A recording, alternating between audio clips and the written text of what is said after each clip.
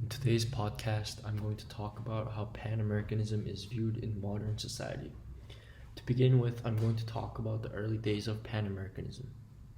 The Pan American Union, which was established in 1890, was the first institution to institutionalize the new idea of world organization that the US championed during the course of the next century. Simon Bolivar had advocated a Pan American Federation to ensure the freedom of Spain's colonial colonies 65 years prior. Bolivar's proposal was unsuccessful because the former Spanish Empire was divided into 20 independent countries that shared a common language but had divergent political and economic interests. The notion of a united America was revived in the 1880s and expanded to encompass the US, Haiti, and Brazil as European countries fought for dominance over Africa and Asia. Venezuela's officials requested aid from the United States in 1887 when a German squadron threatened their coastline. In response, the American administration extended an invitation to a Pan-American Congress to convene in Washington and discuss various types of unifying action. Positive responses came from all American countries who were worried about the growing disparities in US-European relations. Even though there was no real basis for equality between the United States and any of the other member countries, the Pan American Union appealed to many people in the Western Hemisphere because it seemed to promise that international relations could be changed to be based on enforceable equality, mutuality, and community principles, since the United States was a major economic force. Even though it employed the utopian rhetoric of the Revolutionary era, the Pan American Union's first goal was to restore the balance in the world's political systems. The idea was triangular, with Europe bound by the unity of the Americas to alter its global strategy while maintaining or even enhancing current transatlantic trade. This idea was shared by both the United States and Latin American nations. According to this viewpoint, Pan-Americanism served as a precursor to late 20th century globalism/globalization. The challenges that occurred following the conclusion of the Cold War were predicted by the incoherences of Pan-Americanism in reality, which were partly caused by incoherent elements of American politics and policies. Pan-Americanism also successfully enforced the education system across the continent. An ambitious schedule of conferences marked the beginning of the Pan-American Union's cultural agenda. Academic dialogue across national boundaries was an extension of the types of conversations that American scholars and intellectuals had with their European counterparts throughout the 19th century, conversations that were typically normative and rationalist and organized around attempts to define basic principles, given the university training of the primary participants in Pan-American cultural exchange.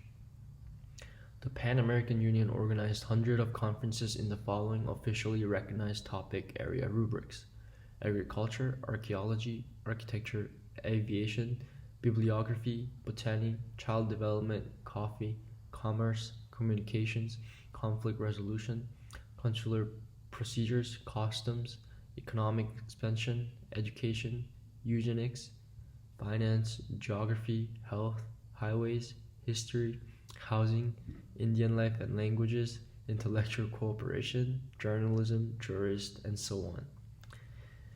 The 1915 Scientific Congress advised that in addition to geography, history, and cultural value studies, achievements and influences of the founders of the independence of the American republics be studied at every grade level throughout the hemisphere. A Pan-American pledge was created in 1931 by Chilean poet Gabriela Mistral at the request of the Pan-American Union for use in classrooms throughout the Americas. It states, "We Americans of North and South America have accepted with our heritage of geographic unity a certain common destiny that should find a threefold fulfillment on our continent in an adequate standard of living, perfect democracy, and ample liberty," according to the pledge's opening line. The pledge went on to claim that North and South Americans shared a common Christian heritage despite outward differences, and that because of their efforts to find new societies, they were destined to give the traditions, art, education, and science that all Americans had inherited from Europe a new democratic interpretation, blending them all into a harmony of greater beauty and greater sweetness. The conclusion guaranteed that, in contrast to Europe, the American peoples aspired to resolve their disagreements without resorting to bloodshed or wanting to restrict anyone's right to self-determination. The top priority rapidly became expanding language teaching. Private foundations financed the development of English language study centers in key cities throughout Latin America. For instance, the Carnegie Corporation, which had supported the establishment of a strong public library system in the United States, changed its focus after 1915 to the constitution of Pan-American libraries throughout the Americas. Each location got shipments containing between 10,000 and 20,000 English language books, as well as subscriptions to magazines and journals and money for basic personnel. The Women's Auxiliary of the Pan American Union vowed that women's clubs throughout the Americas would promote the study of Spanish, Portuguese, and English in the high school of their various nations, making language education promotion their main goal. Encourage the growth of the Americas, art, music, and literature, and aid in the expansion of educational exchange programs by helping students pay for a year of study abroad in another PAU nation. Many Latin Americans, at least among the elite and middle class, had some understanding of English because it was the dominant language of transnational commerce in the 19th and 20th century. But at the start of the 20th century, Portuguese programs were not yet available, and Spanish teaching was scarce at all academic levels in the United States.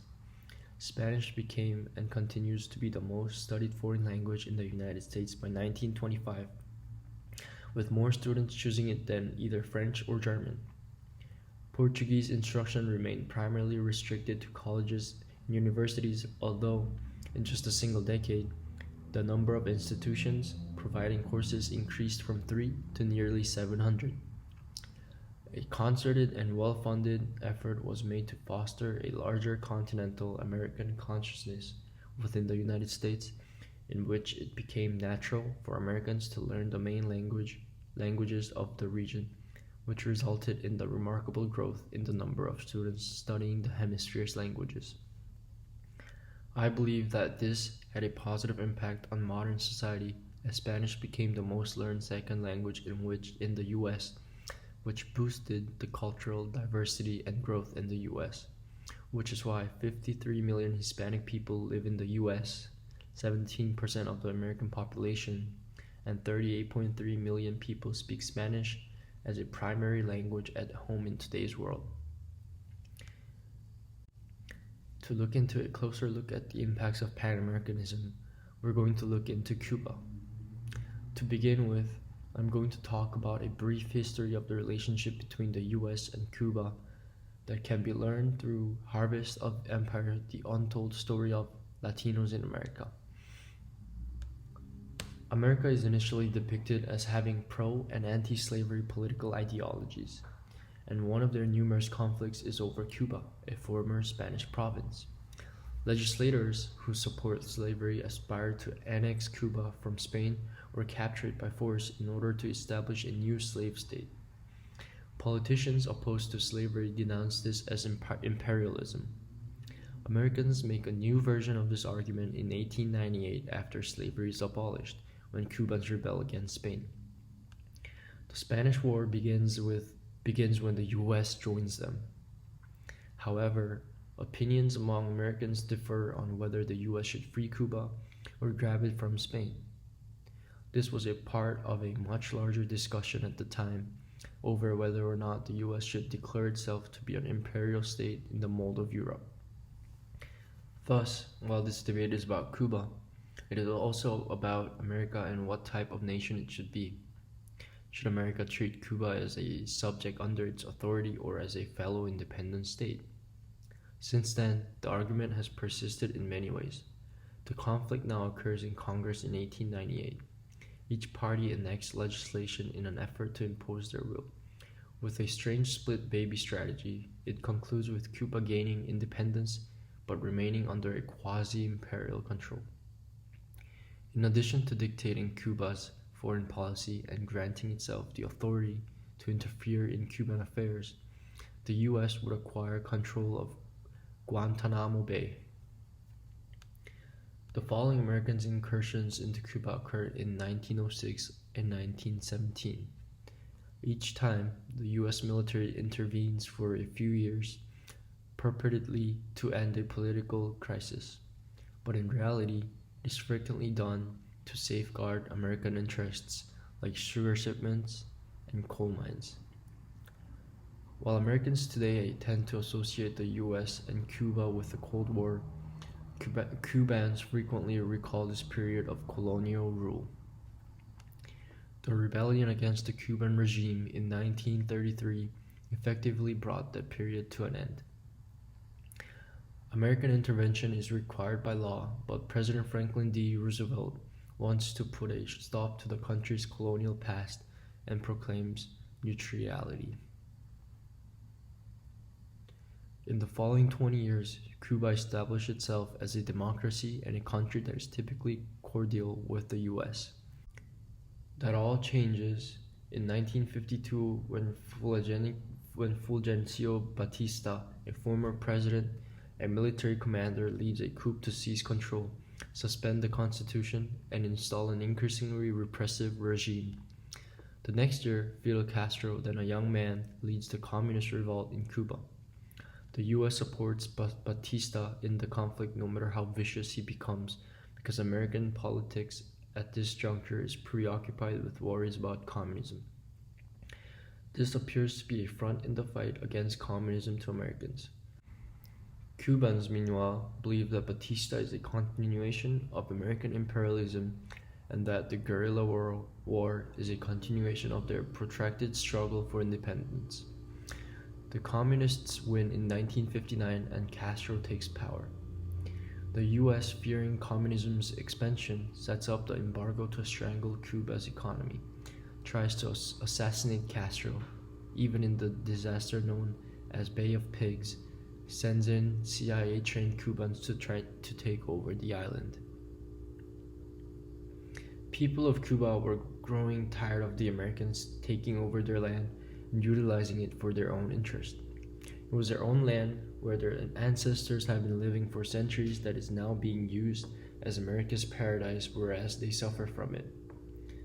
They were Americans' warships parked in their harbor, casinos everywhere, men's club everywhere, and so on. People of Cuba were not as benefiting as much as the foreigners were. That is what enabled Castro to succeed in changing people's behavior toward the U.S. An instance where this happened can be seen in the movie Soy Cuba. It is a movie of an examination of the 1959 Cuban Revolution through a study of contrasts situated in and around Havana.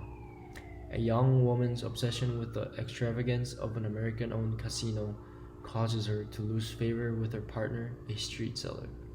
Attacking the property he works on, a tenant farmer revolts in the only manner he knows how. Students at university learn about political turmoil firsthand. The members of a poor peasant family are also taken up in the growing uprising out in the country hills. In the writing Socialism and Man in Cuba, written by Che Guevara, the author explains why capitalism is fraud and why socialism is a key to success. He says that propagandists who are against communism use Rockefeller as an example to show that people can succeed in a capitalist society. However, they do not show the poverty and suffering people had to go through in order for Rockefeller to succeed.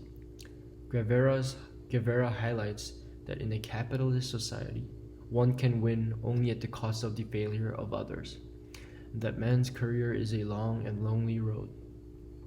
The author then compares the disadvantages of capitalist society with the advantages of a communist society. He states that, unlike capitalism, where people fight each other to win the prize, in a communist society, people march together towards the same goal and succeed building a perfect society. This does not mean that he did not talk about disadvantages of a communist society. He explains the disadvantages and then deftly introduces the ways they can overcome it. For example, he states that the man, which is a perfect society, is not complete and that it won't be. There always will be people who are not educated by a communist government that will walk towards their own ambitions, and people with a tendency to walk away from a unified march of society.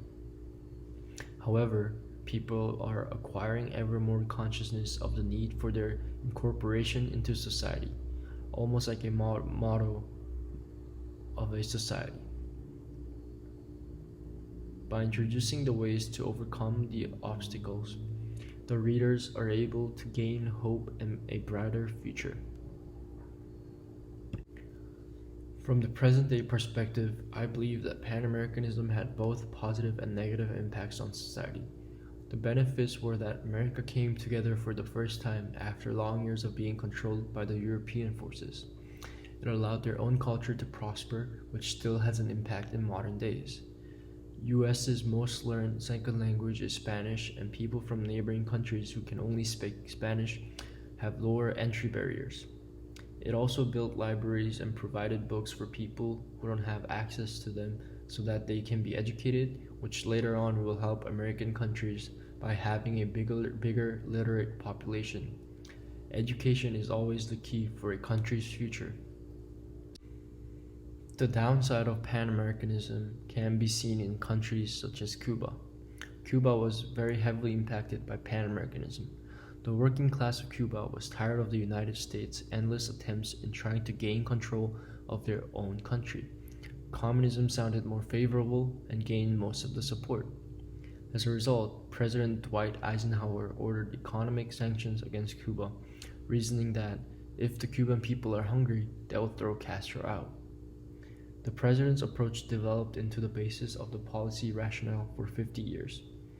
The only foreseeable means of alienating internal support is through disenchantment and disaffection based on economic dissatisfaction and hardship. Mallory recommended that every possible means should be undertaken promptly to weaken the economic life of Cuba as a means to bring about hunger, desperation, and the overthrow of the government. Their economy was attacked for decades because they were no longer favored by the US government, which may be why Cuba's economy didn't prosper as much as it could compared to its potentials.